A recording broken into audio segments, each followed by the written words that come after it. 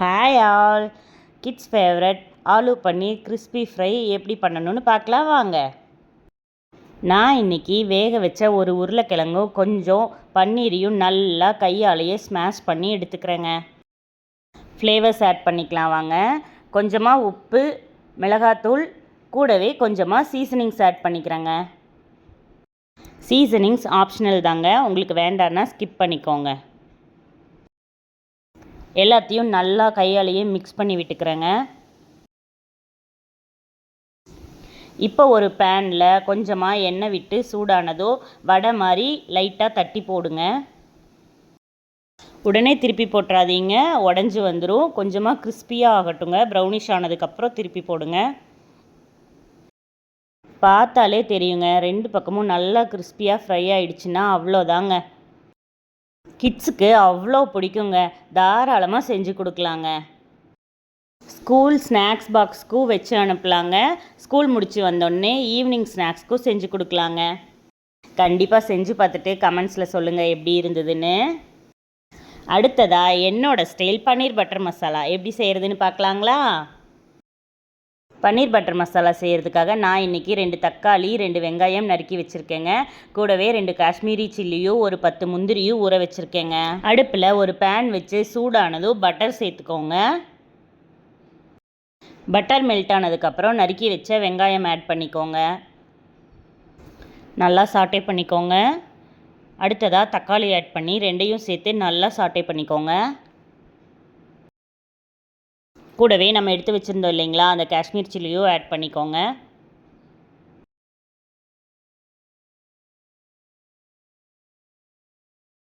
நான் இன்றைக்கி ஃப்ளேவர்ஸ்க்காக எதுவுமே ஆட் பண்ணலைங்க. வெறும் கரம் மசாலா மட்டும் கொஞ்சமாக ஆட் பண்ணிக்கிறேங்க. கரம் மசாலாவோட பச்சை வாடை போகிற வரைக்கும் நல்லா சாட்டே பண்ணிக்கோங்க. கடைசியாக நம்ம ஊற வச்சுருந்த முந்திரி பருப்பை ஆட் பண்ணிக்கலாம். மசாலா ஆறட்டும், வெயிட் பண்ணலாங்க. திரும்பவும் அதே பேனில் கொஞ்சமாக பட்டர் ஆட் பண்ணிக்கோங்க. பட்டர் மெல்ட் ஆனதும் கட் பண்ணி வச்ச பன்னீர் க்யூப்ஸ் ஆட் பண்ணி நல்லா ஃப்ரை பண்ணணுங்க. ரெண்டு பக்கமும் நல்லா ப்ரௌனிஷாக ஃப்ரை ஆனதுக்கப்புறம் ஸ்பூன் வச்சு ப்ரெஸ் பண்ணி பாருங்கள். பன்னீர் நல்லா சாஃப்டாக இருந்துச்சுன்னா போதுங்க. அடுப்பை ஆஃப் பண்ணிவிட்டு எடுத்து வச்சிடலாங்க. வாங்க இப்போ மசாலா அரைச்சிட்டு வந்துடலாம். நல்லா நைஸாக அரைச்சிக்கணுங்க. அரைக்கும் போதே பாருங்கள், அந்த கலரோட டிஃப்ரென்ஸ் தெரியுதுங்க.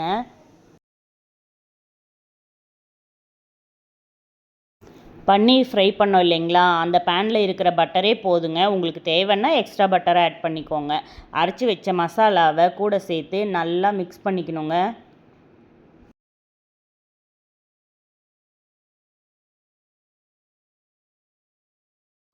தேவையான அளவு தண்ணி ஊற்றிக்கோங்க.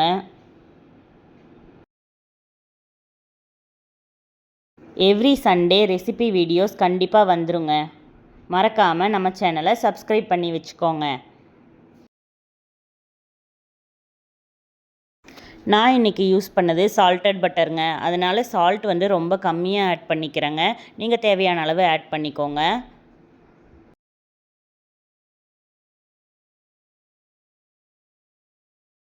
ஒரு லிட் போட்டு மூடிட்டு 10 மினிட்ஸ் மசாலா நல்லா குக்காக விடுங்க.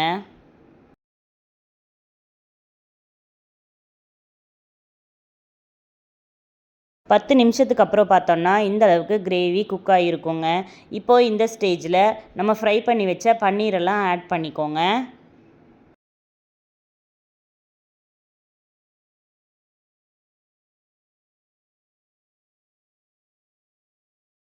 நல்லா மிக்ஸ் கொடுத்துட்டு திரும்பவும் லிட் போட்டு மூடி ஒரு 10 மினிட்ஸ் குக் பண்ணுங்கள்.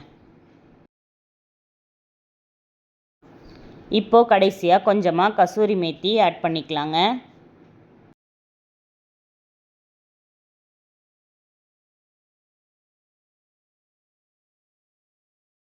இந்த ஸ்டேஜில் கொஞ்சமாக பட்டர் ஆட் பண்ணோன்னா டெக்ஸ்சர் ரொம்ப நல்லா இருக்குங்க.